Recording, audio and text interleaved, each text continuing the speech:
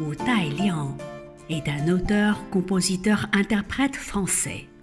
Il est également présentateur ou maître de cérémonie trilingue français, chinois, anglais et écrivain. Avec la sortie de son premier album Parfum d'extrême, Wo Ji De Ni en chinois en 2006, chez la maison de disques chinoise Jiesheng, il est devenu le premier Français qui écrit, compose et interprète ses chansons en chinois mandarin. Et il a remporté un grand succès en Chine. Il a créé et développé le style de musique French Mandpop ou Mandpop à la française, 法式话语流行音乐 en chinois. Dante Selian, bonjour. Bonjour Camille. Merci d'être avec nous. Alors vous êtes le premier et peut-être le seul Français qui chante en langue chinoise.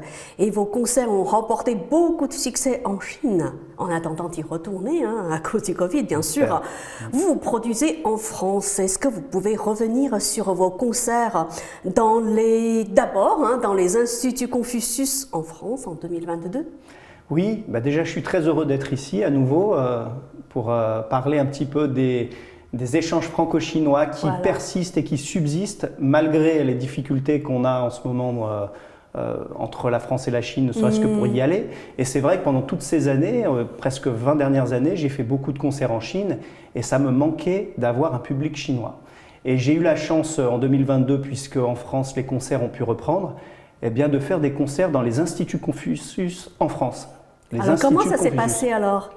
Comment ça s'est passé ? Très simplement. En fait, avec mon équipe, on a envoyé un mailing aux Instituts Confucius de France et d'Europe.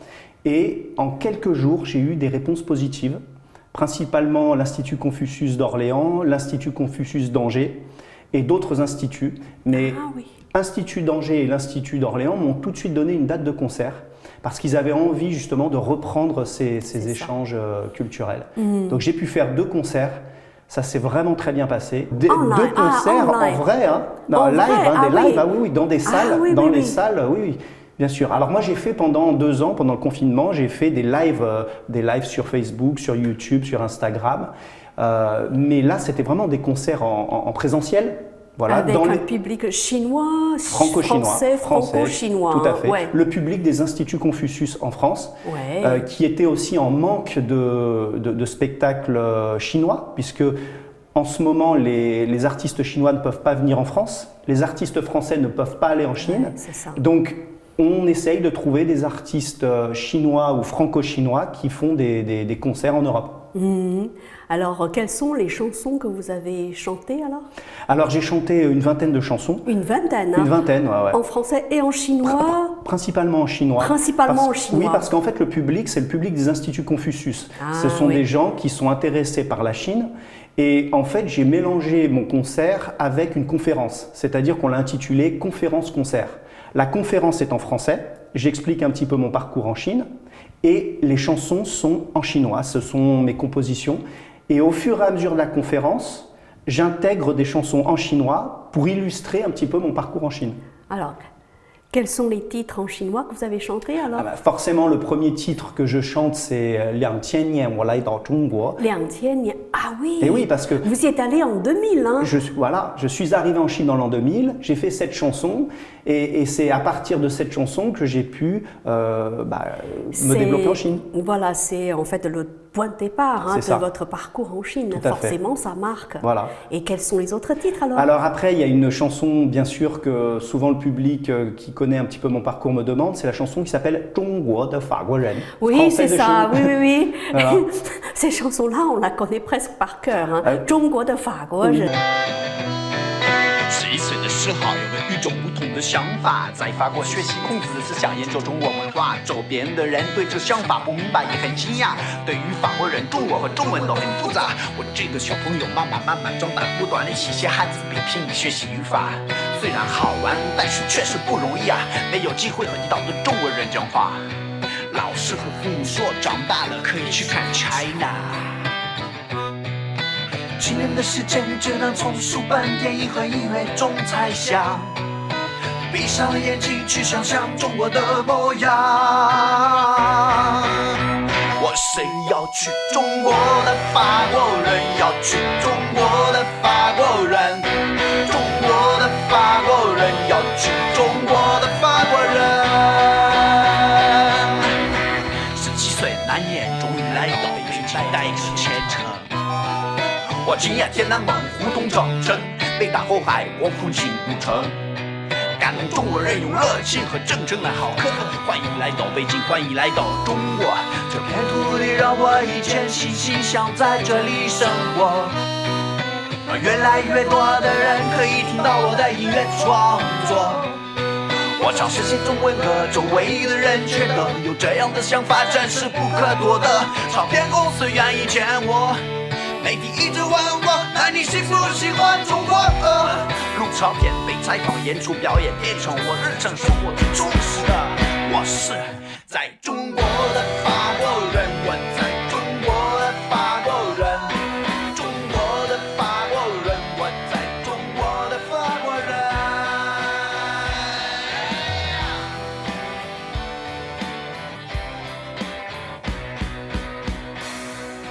包头、北京、成都、重庆、长春、大同、大连、福州、贵阳、哈尔滨、呼和浩特、杭州、海口、济南、南昌、南京、南通、苏州、三亚、上海、深圳、天津、武汉、芜湖、无锡、徐州、西塘、西安、郑州。Donc c'est une chanson en fait qui explique mon parcours depuis l'âge de 11 ans quand j'ai appris le mandarin en France, à Lyon, jusqu'à l'âge de 27 ans en Chine, ça fait quand même pas mal de temps, où j'ai sorti mon premier album, cet album Parfum d'extrême, Wajidoni.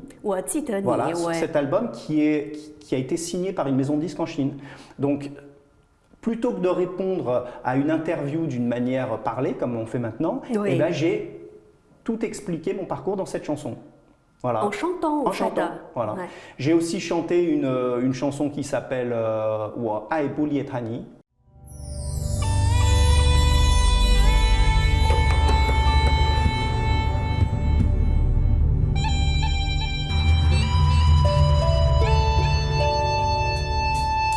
我很小的时候，曾听父亲说过，在地球的那边有一片神秘的土地，眼睛里有梦想，心里有勇气，那里的人民生活健康快乐。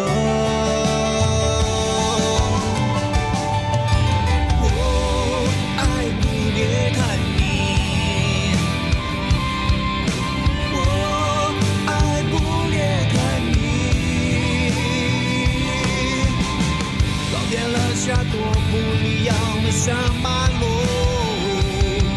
吉布隆海滩，老人美不胜收。我爱不列看你，我爱不列看你，看见了美丽的海岛，漂亮的。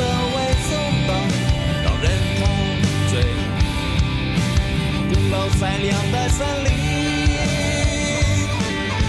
我上学的时候，听老师讲过，在法国的土地上有一只银树，3000年的文化令它灿烂夺目，那屹立的身躯。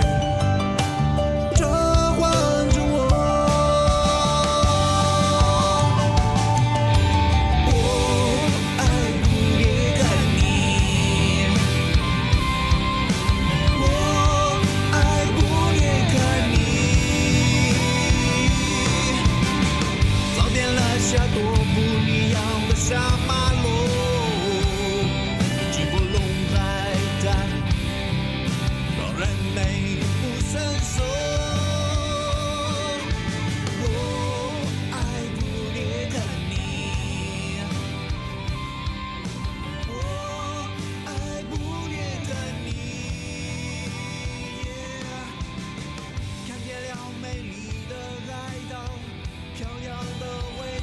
J'ai chanté cette chanson, j'en ai chanté beaucoup d'autres. Hein. À un moment donné, j'explique qu'en Chine, pour un Français, on est souvent vu avec le prisme du romantisme. C'est ça. Est-ce que vous êtes d'accord avec, on va dire, ce prisme?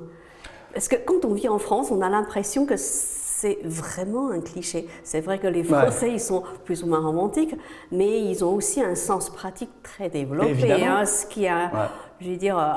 C'est vrai, mais justement, c'est ça qui est intéressant, c'est qu'après avoir vécu tant d'années en Chine, moi j'ai dû me rendre à l'évidence. Partout où j'ai allé en Chine, mes amis chinois ou le public chinois me disaient « Ah, vous les Français, vous êtes romantiques ». Et c'est vrai qu'après, en y réfléchissant, quelquefois je me disais « En tout cas, on a un romantisme à la française ».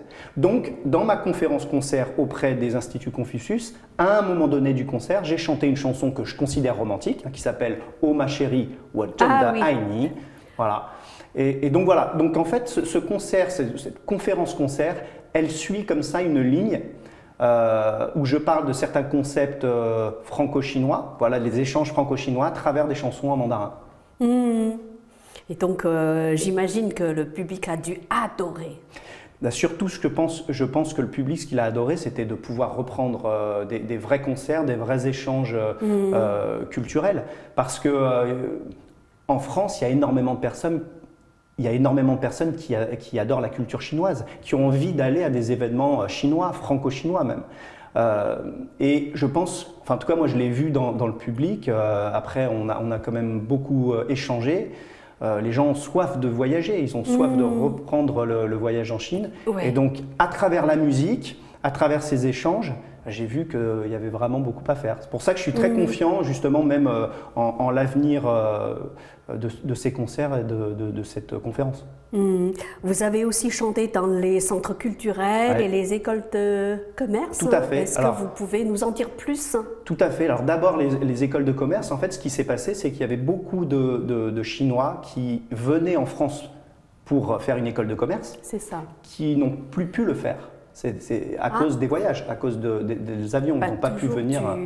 Et de la même manière, beaucoup de Français qui étudiaient en Chine ont vu leurs études interrompues. Donc les écoles de commerce m'ont demandé de faire des interventions.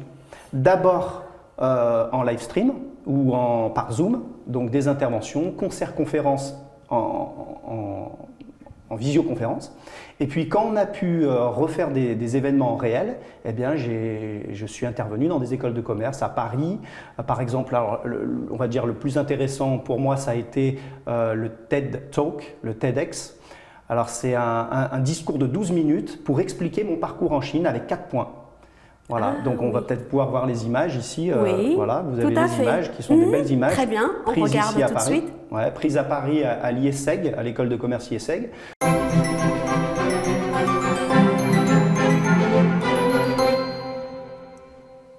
Bonsoir à tous, je m'appelle Dantès Dai Liang. Tai, porter, Liang, la lumière. Tai Liang, qui porte la lumière. C'est mon nom chinois. En fait, j'ai appris le mandarin à l'âge de 11 ans. La raison pour laquelle j'ai voulu apprendre le chinois mandarin, c'est parce que j'avais envie d'être différent. Et à 11 ans, en France, pour être différent, il y a plein de solutions, j'imagine, mais pour moi, c'était d'apprendre une langue qui soit complètement différente de ce qu'on aurait pu apprendre à l'époque, l'anglais, l'allemand, l'italien. Apprendre le chinois mandarin. C'est vrai que le chinois mandarin, c'est quand même une langue différente. Par exemple, on ne dit pas caméléon, on dit un dragon qui change de couleur. On ne dit pas un ordinateur, on dit un cerveau électrique.2000年我来到中国，2000年我来到中国，走遍了北京的长城、前门和故宫，上海的外滩、东方明珠，人们已不胜数。2000年我来到中国，2000年我来到中国。suis aussi intervenu dans la région où je réside en ce moment, c'est-à-dire en Rhône-Alpes, du côté de Chambéry, dans les montagnes, voilà, où aussi il y a une école de commerce qui se développe en Chine, et je suis intervenu auprès des étudiants.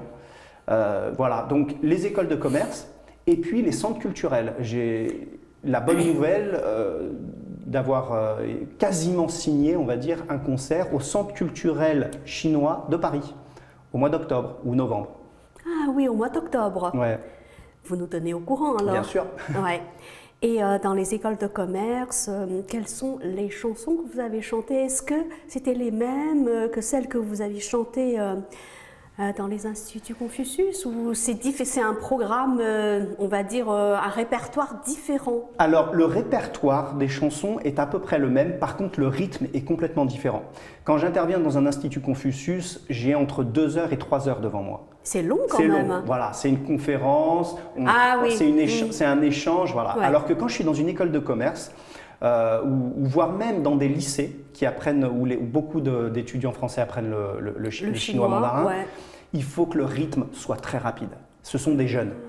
Voilà, ils ont envie que ça aille vite. Donc moi, j'accélère les idées, j'accélère les chansons. Je chante à peu près les mêmes chansons, mais déjà, je vais peut-être pas les chanter en entier. Je vais faire des extraits, je vais donner beaucoup d'anecdotes de ma vie en Chine, des choses faciles, des difficultés. J'ai même invité des étudiants à chanter avec moi sur la scène, par exemple la chanson Zhongguo de Fa Guo Ren. Oui, Zhongguo de Fa Guo Ren.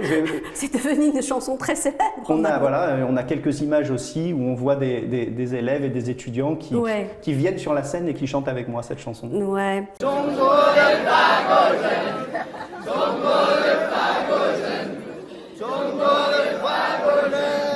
Alors, j'ai vraiment l'impression qu'avant le Covid, comme vous étiez très souvent en Chine, vous étiez très célèbre en Chine. Maintenant, avec le Covid, puisque vous ne pouvez pas y aller, vous êtes sollicité pour vous produire en France et du coup, vous êtes devenu très célèbre. Enfin, je veux dire peut-être aussi célèbre en France qu'en Chine, non? C'est juste une impression. Hein. Alors, c'est juste une impression parce que justement, les quelques médias français avec qui je travaille jouent beaucoup sur cette image du fait d'être connu en Chine et inconnu en France.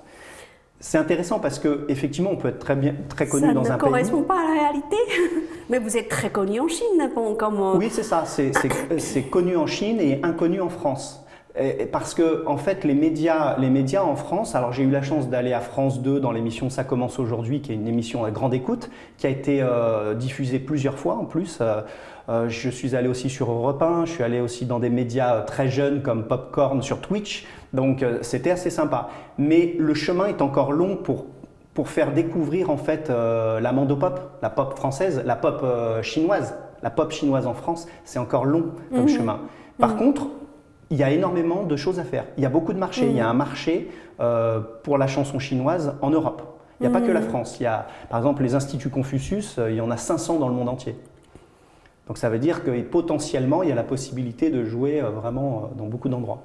Donc le marché, on va dire, il y a un vrai potentiel en France aussi. Bien sûr. Pour promouvoir. Enfin, en tout cas, puisque vous parlez les deux langues et vous connaissez bien les deux cultures, je pense que vous avez beaucoup de choses intéressantes à faire, aussi bien pour intéresser la Chine, on va dire les Chinois à la culture française, que pour, on va dire, inciter les Français à mieux connaître la culture chinoise. Tout à fait, oui, oui.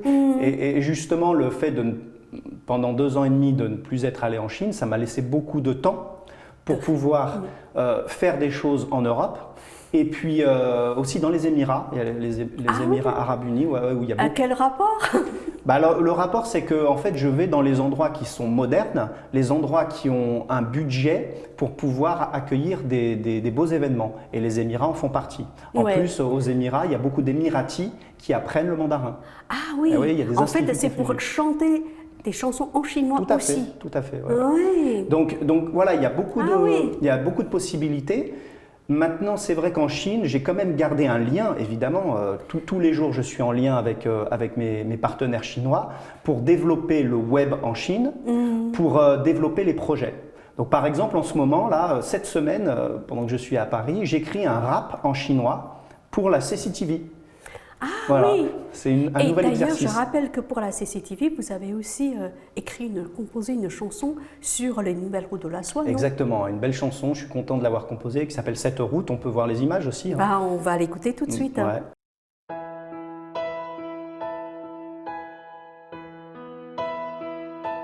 Cette route, elle se dessine devant tes yeux, t'attire depuis longtemps, si connue, remonte à la nuit des temps. Cette route, elle est gravée dans l'histoire, l'humanité est sa mémoire, notre bien à tous, le plus beau des passages. Cette route, cette route, elle me caresse, elle me câline, elle vient de loin, elle vient de Chine. Oh, cette route, elle me fascine. Cette route, tracée par nos ancêtres, pour être libre et pour avancer, je la chéris et veux l'emprunter. Cette route, mythique et plurielle, gage de paix et d'éternel, je la protège, l'aime et la chante. Cette route,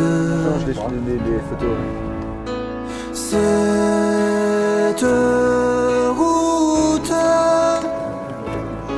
elle me caresse, elle me câline, elle vient de loin, elle vient de Chine. Oh, cette route, elle me fascine.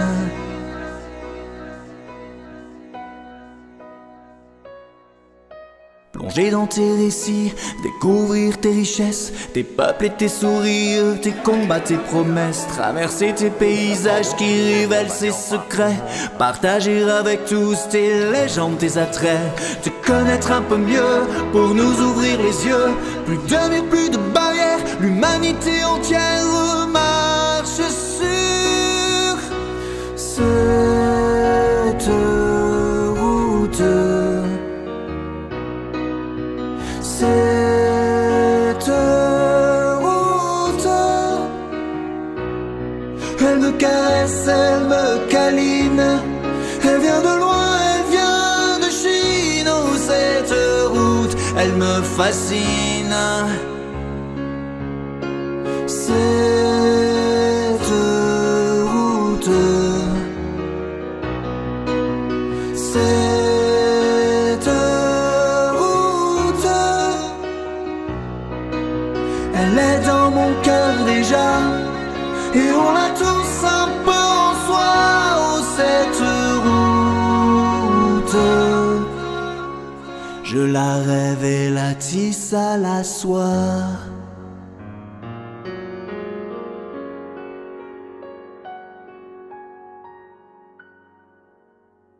Et donc, c'est la même équipe en fait qui, cette semaine, voilà, m'a contacté pour écrire un rap en chinois sur les nouveaux métiers, sur les métiers de l'avenir.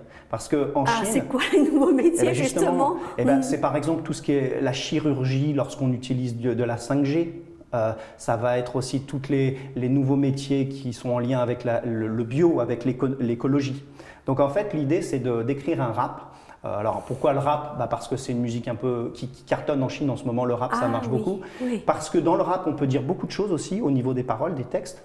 Pour moi, c'est un premier exercice, mais voilà, je suis en train de finaliser la chanson et j'ai hâte que ça sorte.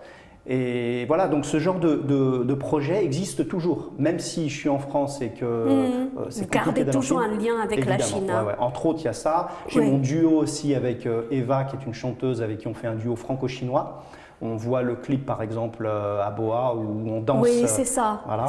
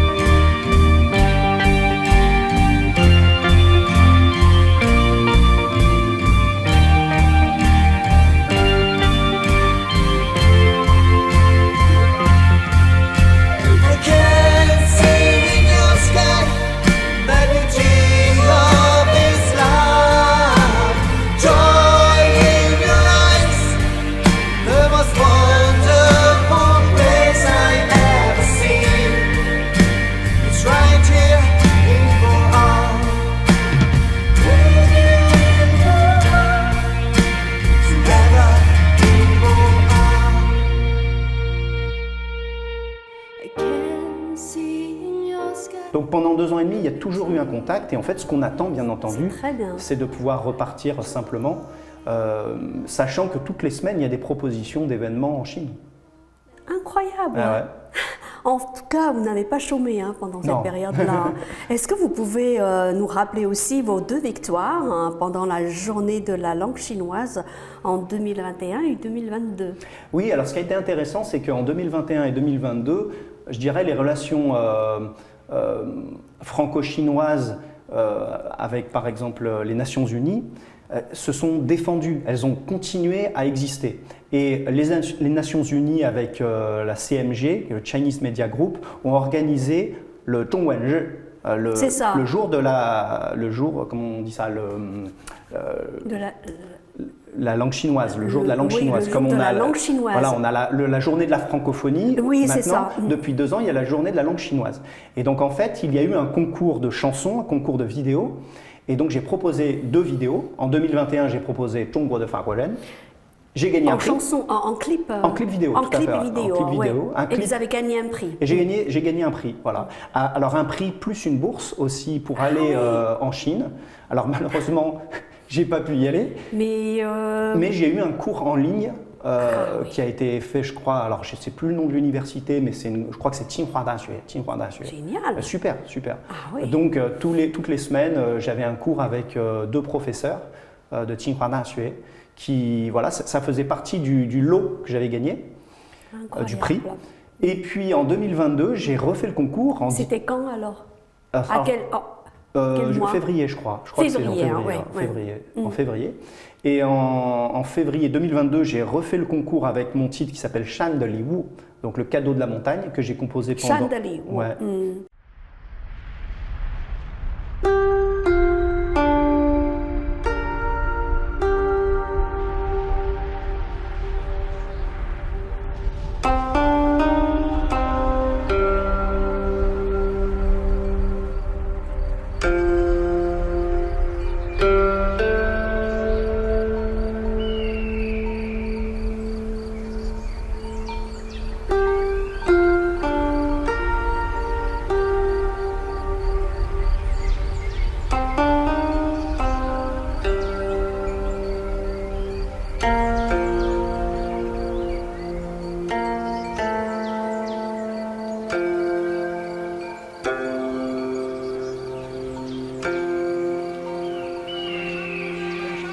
人生怎么回事？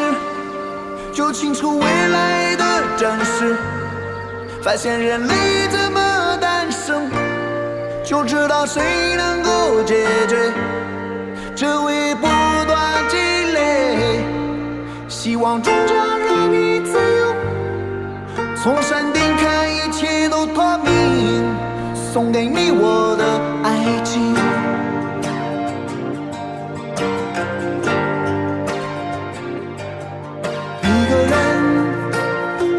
迷失在富裕和贫困之间，怎么看未来，却看到人类的流泪，感觉很好，还是担心过分，没有希望。 Oui, est-ce que Parce que pendant le confinement, je me suis réfugié, entre guillemets, en montagne. Parce que mes ancêtres, ma famille, viennent des Alpes. Voilà, donc j'ai un studio où j'enregistre, et donc j'ai fait ce titre qui s'appelle Shan de Li Wu, et j'ai gagné à nouveau. J'ai gagné à nouveau un prix. Voilà. Est-ce qu'il y a un rapport avec la Chine? Enfin, je fais toujours référence à l'interculturel. Hein. Alors, non, pas du tout. C'est juste. Pour moi, dans mes chansons, il y a toujours un lien avec la Chine, puisque la chanson Shan de Li Wu est en chinois. C'est ça, exactement. C'est pour ça que je vous pose ces questions. Je suis un Français basé en Savoie qui chante une chanson en mandarin. Donc évidemment qu'il y a un lien avec la Chine, puisque je chante en mandarin. Cette chanson, je vais la chanter au concours Shuili Fangbei. C'est un concours de chansons chinoises demain. Voilà, demain à Paris, oui, pour une finale de concours. Voilà. N'arrêtez pas. Bah, je dirais que ce sont les relations franco-chinoises qui n'arrêtent pas. Ouais. À partir du moment où il y a des événements, où tout le monde est motivé pour continuer à avoir de bonnes relations, il y a plein de choses à faire. La culture, c'est limité. La culture n'a pas de frontières. N'a pas de frontières et c'est illimité. Exactement. Il y a toujours quelque chose à faire. Puisqu'on est en France, je peux parler d'un monsieur que j'ai pu rencontrer en 2018, c'est Antoine Decaune, qui est très connu en France, Antoine Decaune, qui lui m'avait dit ça. Il m'avait dit, lorsqu'il était venu filmer mes projets en Rhône-Alpes, il m'avait dit que la culture c'était illimité. C'est ça. Donc si la culture française est illimitée, si la culture chinoise est illimitée, les deux ensemble c'est encore plus qu'illimité. Donc je vous souhaite beaucoup de succès illimité. Voilà. Alors, je crois savoir que vous avez fondé une maison d'édition qui s'appelle Tai Liang, tout court. Ouais. Est-ce que vous pouvez nous en dire plus? Pourquoi cette maison d'édition? Qu'est-ce qu'elle fait? Alors, oui, c'est vrai que moi, mon premier métier, c'est auteur, compositeur, interprète. Je suis compositeur, interprète. Donc j'écris des chansons et je les chante. C'est ça. Mais avec les années, je me suis aperçu aussi que j'avais une petite fibre business. Et je me suis dit, j'aimerais bien avoir une maison d'édition pour pouvoir faire la promotion de mes amis musiciens. Faire la promotion des amis chinois, des artistes chinois qui veulent se développer en Europe, et particulièrement en France, et faire la promotion des artistes français qui veulent se développer en Chine. Exactement. Donc j'ai monté ma maison d'édition qui s'appelle Tai Liang. C'était quand alors? Je l'ai montée pendant le confinement en début 2020, mais c'était déjà dans les projets. Hein. J'avais déjà dans les projets, ça a accéléré. Donc c'est une maison d'édition qui est inscrite à la SACEM pour les droits d'auteur, qui est aussi inscrite à la SACEM, enfin à la SACEM chinoise, à la MCSC, ouais, quelque chose comme ça, je ne me rappelle plus du nom, aux droits d'auteur chinois. Et je collabore avec MMC, Music Media Consulting, qui est un attaché de presse et une maison de promotion musicale basée à Paris. Voilà, dont le fondateur s'appelle Cocteau, un ancien DJ en radio. Donc il connaît énormément de radio, de télévision, de médias. Et l'objectif, c'est vraiment de développer des artistes chinois en France. Qu'un jour peut-être il y ait des chansons chinoises à la radio, par exemple. Par exemple. Ou des artistes majeurs qui puissent se développer en Europe. Du coup, est-ce que vous pouvez nous parler de vos projets majeurs, ceux qui sont en cours et ceux auxquels vous réfléchissez? Alors, pour moi, le projet continuel, évidemment, il est de toujours composer des albums. C'est-à-dire que là, je vais sortir un autre album en mandarin, hein, toujours la même ligne. Et en fait, de toujours produire me permet de pouvoir attirer des partenaires, que ce soit en France et en Chine.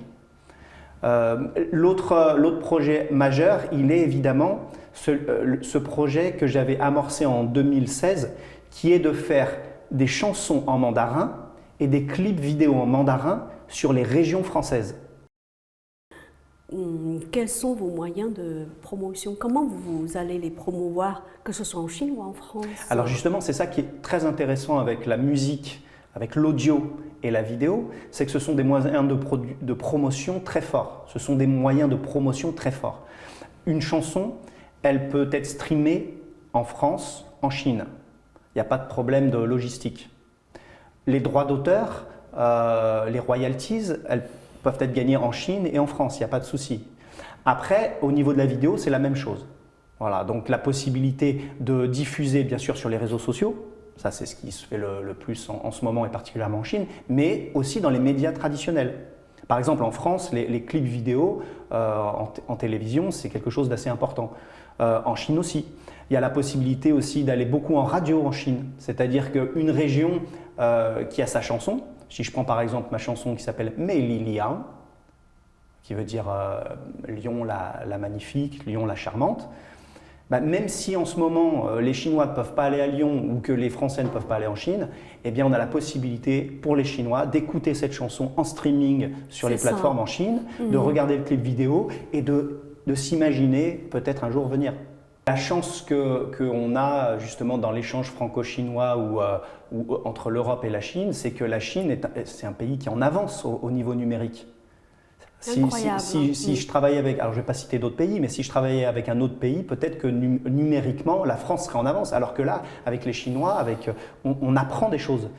J'ai fait beaucoup de choses que j'aurais jamais imaginé faire. Par exemple, j'ai fait un live Taobao depuis la France.